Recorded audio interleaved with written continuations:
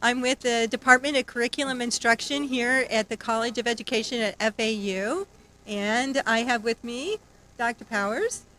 I am Dr. Jillian Powers, and I'm also an associate professor in the Department of Curriculum Instruction at FAU. So we actually teach undergraduate students in the Department of Curriculum Instruction, pre-service teachers, and we also teach master level students who are interested in instructional technology for the classroom. So Dr. Powers is the one who dragged me in and said, hey, robotics is really cool, and I think it's a great thing for us to study and research and to share with our pre-service teachers. So I'm going to throw this one back to you, Dr. Powers. Why should we teach our pre-service teachers about robotics? Well, there are many reasons, but one of the top reasons, especially in the state of Florida, is that in 2025, we're going to be having computer science standards from K through 12th grade in the state of Florida. So at every grade level, teaching things such as programming is one of the strands. There are also computer components, technology impact, Wow. communication and collaboration. As you get up to higher levels, things like cyber security.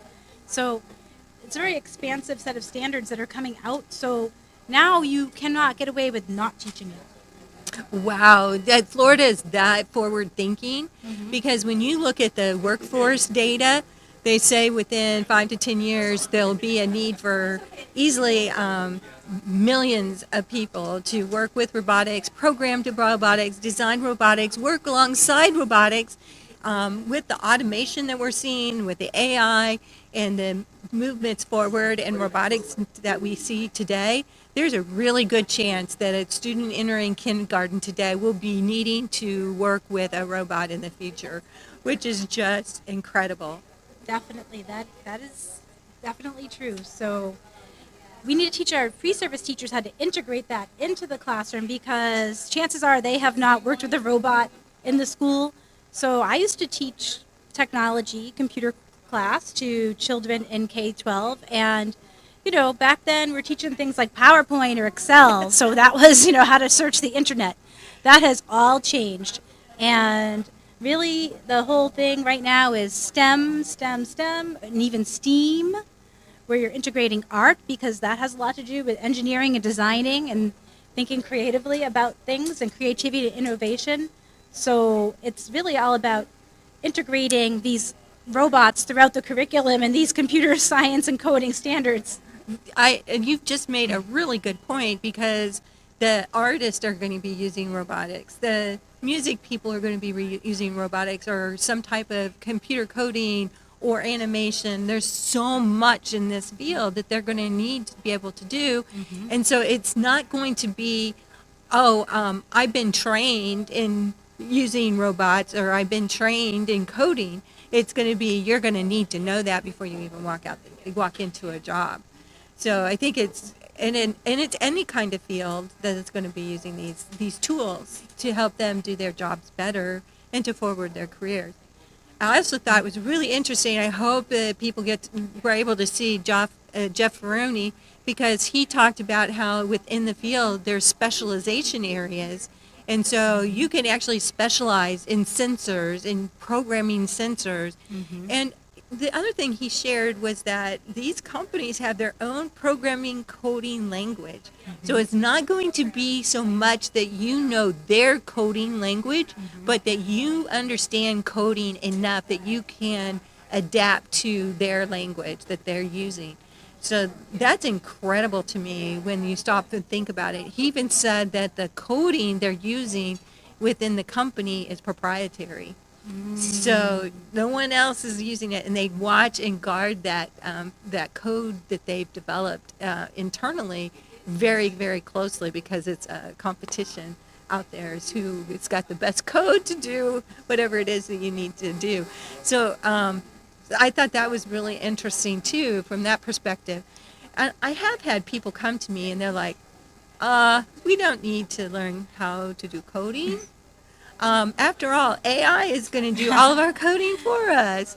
So I did ask him, I said, why should, we as teachers be interested in teaching the basics of coding to our students. And he said, even if AI is coding it, you still have to have a human who's going to plan what the coding is and then double check the coding, modify the coding, doing all of those. That piece of it is still going to be human and not the Definitely. AI. Yeah, you have to be able to do the architecture and the design of the whole thing, or at least be able to, go ahead and correct it. Um, Actually, one of our guests, her husband is a coder, so that was part of his job or whatnot. And Right. so when the AI came out, just recently, it was a year and a half. Is it 2 years out? I don't know. People started quickly figuring out, oh yes, I can have the AI quickly write a certain chunk of code that's kind of boring and routine, but linking it all together is something that, a real coder needs to be able to do, to put in the really creative pieces and the innovative parts. Some things like are just, routine. So they're going to become more productive, and that will be expected. So with the robots, I don't want to get anybody worried, but they might expect everybody to be a little more productive. Right. Yeah, Right. because it's going to help you do things faster. Right. So then the other thing that kind of comes to mind is if I was a classroom teacher and I heard about the new standards that are embedded in our Florida state standards, I would be like, I don't know anything about coding. So how does educational robots help with someone who knows nothing about coding? Well, they could get an educational robot, and they'd have some plugged in programs that they could just play and look at them and see what they do, and that could inspire them to go ahead and change them and modify them so that they could see what are the differences when you make a difference to this block and when you change that one, and experiment and try different things. After they see what it can do, they might feel more comfortable now, maybe taking it apart and reconfiguring it, or maybe even making a whole new one. So it can be a little intimidating at first, but once you try it, you realize it's almost like natural, because you're just connecting different pieces of things, and once you know what they are and how to configure them, you can do it. Well, I think the educational robots actually step you through learning coding because it starts off being very visual with the block coding. Yeah. So the teachers can actually see the blocks. They know what the blocks are supposed to do. You drop and drag the blocks into place. And then I know when I was looking at the Lego robots, for example, they move from a visual block then to text blocks. So the text blocks allow them to do more things, be picking up more sensors, being able to manipulate the Legos even more than just the drop and drag visual. Yeah. And then from there, it goes into Python. And so you can basically begin learning some Python as you're working with the educational robots. So, and the Python is more for elementary and for the higher grade levels in high school. They're starting to use that. The professional world, they use it too. That's right. Yep. That's right. So yeah. So it's if you're an elementary ed teacher, you don't necessarily need to know coding. You don't need to know a coding language. No. It's all visual representation, and you're putting different pieces of things that have different instructions, together. And you can say you want to make it go further. You want to make it go 10 centimeters. You want to make it go 20 centimeters. You want to make it go 10 degrees. You want to make it go 20 degrees. You want to change it to this color. So it's all things that are really easy to understand, and it's more of a visual programming language than one where you're writing anything whatsoever. Right. So they don't need to know how to write the code. Yeah. They're smarter people than us that can do that. If you can build a Lego, you can attach two Legos together, you can do it, and then just see what they do. And then figure it out from there, that those two are doing this. Now, I think that if you are a teacher, even if you're afraid of it, sometimes you just put the robot in the classroom and there's a child that just suddenly gravitates it and figures it out. They could teach you, because somehow, some of them, they're just natural at it, even if they've never seen it before. Right. And then they can teach each other through peer teaching. So that is something that really forms that collaboration between the students. And when they teach each other, they learn more, they build confidence as well. and what their skills are. And it's, and this whole workforce is very collaborative, so Yes, it it's is. an important thing there. And just to get them engaged in something, you would be surprised at how long third graders could be engaged in a robot. I went to Oh, a school yes. and they would not get their eyes off it for an hour.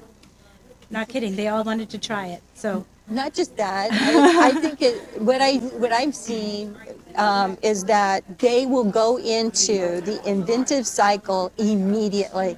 It's not something that you have to teach them. They automatically begin to engage in that invention cycle from whether it's designing the obstacle course, or they'll immediately do a Lego robot and immediately see the possibilities popping. So then they begin to invent and they begin to create and design and test and then redesign. So it's like a natural integration into that inventive cycle, which is so valuable for people who are going into engineering fields. definitely. So you just you're starting to see them intuitively using that and the computational thinking skills, the breaking down the problem into smaller parts, figuring out the steps in order to make something happen. All of that becomes intuitive within these particular educational robots that we're talking about today. I think it's really valuable for them, how fast they go. And I'm sure you get to work with the students more often in the classroom. So are you seeing some of the same things with that integration right into that inventive cycle and computational Oh thinking? yes. Yeah. Yes. It's amazing how quickly they pick it up. I think a lot of children today are familiar with the whole concept, like I don't want to keep repeating it, of just stacking things together like a Lego. Yes. So then they're able to take those pieces to solve their own problem. And if you give them a challenge, they definitely want to figure it out. So that puts them in a team where they're collaborating with each other. They're building off of each other's strengths to do something and to accomplish a goal. They use design thinking to solve the problems and come up with creative solutions. I think the other things that kind of happen with teachers is that they start to think about, well, how do I integrate that into my classroom? I already have so many things that I'm supposed to teach that's in that Florida curriculum. But what is your suggestion for how do they incorporate those robots into what they're already teaching? Well, they all they need to do is think about what do they want to teach. So, do you want to teach math? Okay. So maybe you want to teach the number line, and you want to teach students to go from count in tens, right? 10, 20, 30, 40. The robot is perfect because the robot goes in increments of 10 centimeters, right? Yes. So you could put a giant number line on the floor, have the robot go there. So think about a standard, math. The robot can do math. Angles, it turns, right? So if you want to teach angles. If you want to teach something like reading, you can do that too. You could have students all draw a picture of an aspect of a story or something like Right. that, come up with some type of element, and then make a map of it on the floor and code the robot to go around to each part, and then have students record, an interesting fact about what they learned in the story. It could be any topic that you integrate this robot in. So they're coding about reading. Great. As they're going, I actually believe that coding is going to become a literacy skill, and that if you don't have coding knowledge, you're actually not going to be able to function within our society. So it becomes a literacy that you're integrating, using within. Actually, I always say, just be creative. It, just the sky's the limit. It really is. Yeah, it's your creativity that is going to hamper the lesson development or the integration.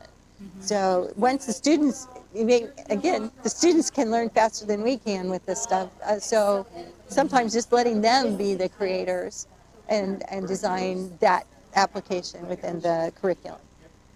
Also, you can do this even if you're thinking to yourself, I don't have a robot at my school, and how am I going to do that? God, Well, yes, that's a good one. one thing that you can start out doing is doing unplugged activities, and you can find a lot of these, download them, lesson plans, but really they're going through design thinking processes, how to solve problems, what kind of robot would you need to solve X problem. So, for example, a lot of students might be concerned about pollution at the beach or something. So you could present them, can you think of a problem at the beach that needs to be solved? Okay, what kind of robot could you think of like to solve that problem? What would it need to do? Like, what's the task it's going to complete? What kind of things would it need? What kind of sensors would it need to do that? What kind of motors would it need to do that? Like, would it have to be waterproof?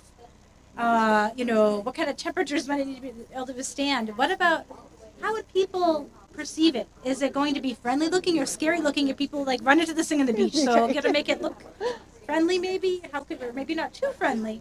So you can really get them thinking about about the design thinking process, about solving problems, and about inventing before you can get a robot. And then hopefully by then you can get some type of grant or some type of help just to get some of them, because Well, and we did have the Broward people here, and they talked about how their school district does support classroom teachers and how they can check out robots and do those kind of things. So I think that's really helpful. And if you're not, if you have access to a computer program, you can actually use Sketch to program interactive stories. I think that I have gotten teachers, pre-service teachers, to design very cute little programmable stories. So it's really what you're doing is you're programming characters and an animation of a story. So it's a really fun tool. And it still allows you to do the drop and drag and work on some basic computer programming skills without having a robot in the classroom. And that is a free program that any teacher can use. that would be a perfect one to integrate into a literacy class, Yes. because they can, write stories, retell stories, recreate a That's particular right. story they just read with a different ending and code it. Right, they could just code it and have the new story come out, or even code their own stories. So, yeah, it's really, I think there's options out there if you don't have a robot. I also know the humanization piece is very important. I do have an 18-month-old granddaughter who thinks that my little Dash robot should be picked up and hugged. So it's all about loving that robot. So the other thing is how can we use the robots for students who might have special needs? So what are some ideas on that? Well, I think a lot of times, there are students who actually thrive in that kind of environment with technology, and especially robots, because maybe students don't like to talk a lot. They prefer texting or messaging and things like that.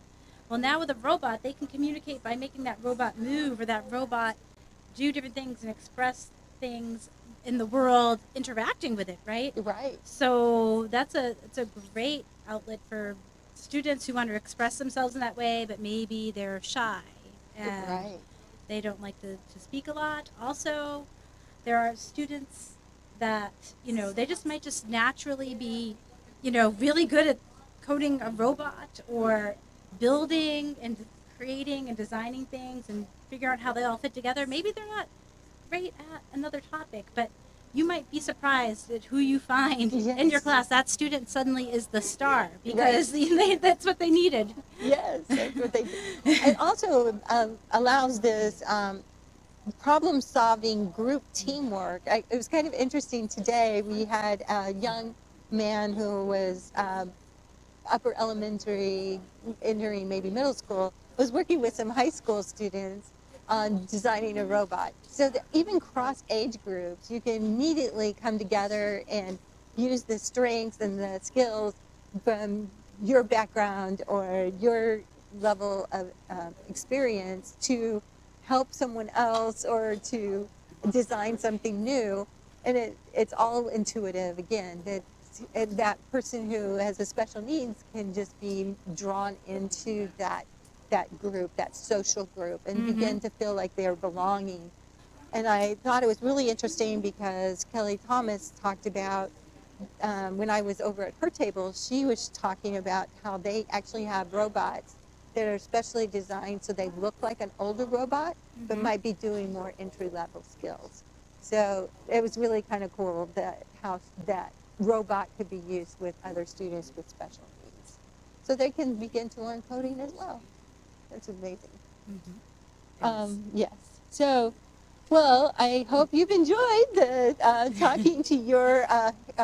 I know that sometimes you don't get to see your professors, and when you're teaching online, so you actually hear the, Dr. Powers and myself talking about robotics, and I hope that it's been a great experience.